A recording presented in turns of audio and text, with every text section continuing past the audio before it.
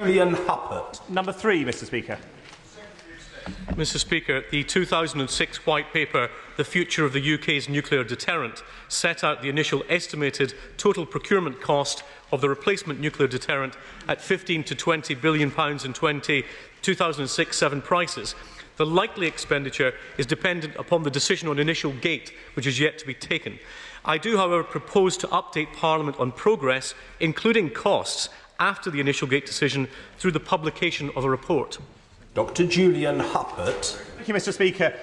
Can the Secretary of State assure me that no binding contracts will be entered into, as we've seen with aircraft carriers and the disgraceful contract there, so that the next Parliament, if as I hope, there is a Parliament that realises that we don't want and we don't need to replace Trident, it will be able to do so at no huge expense?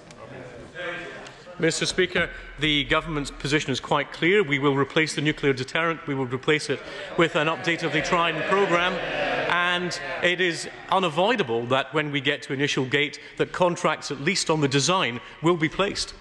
Paul Flynn. Could he describe any plausible situation in which Britain would use a nuclear weapon independently, because our present policy encourages other nations, however unstable, to acquire their own nuclear weapons for defence? Mr. Speaker, the whole point of the nuclear deterrent is to deter, therefore we shall not use it.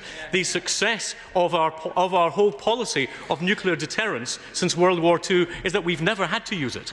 Dr. Julian Lewis. Thank you, Mr. Speaker. I realise that nothing would please my right honourable friend more than to go into the next election fighting in defence of the rationale for the nuclear deterrent. But does he not recognise that the appalling decision to postpone signing the main gate contracts leads us to a situation where, if heaven forbid there's another hung parliament, the Liberal Democrats, who are really unilateralist, would be able to blackmail both parties to cancel the deterrent entirely? Mr. Speaker, there are two things I am sure of. The first is that my own belief in the need for an independent, minimal, credible nuclear deterrent for the United Kingdom is and will remain undimmed. And secondly, that I should be fighting the general election to see a majority Conservative government returned. Mr. John Woodcock. Thank you, Mr. Speaker. He has said himself on many occasions that delays in defence contracts end up costing the taxpayer more. So will he say now how much extra cost will be made by the delay to the Trident programme and the stretching out of the astute drumbeat which that has necessitated? Mr. Speaker, the honourable gentleman is at least partly correct.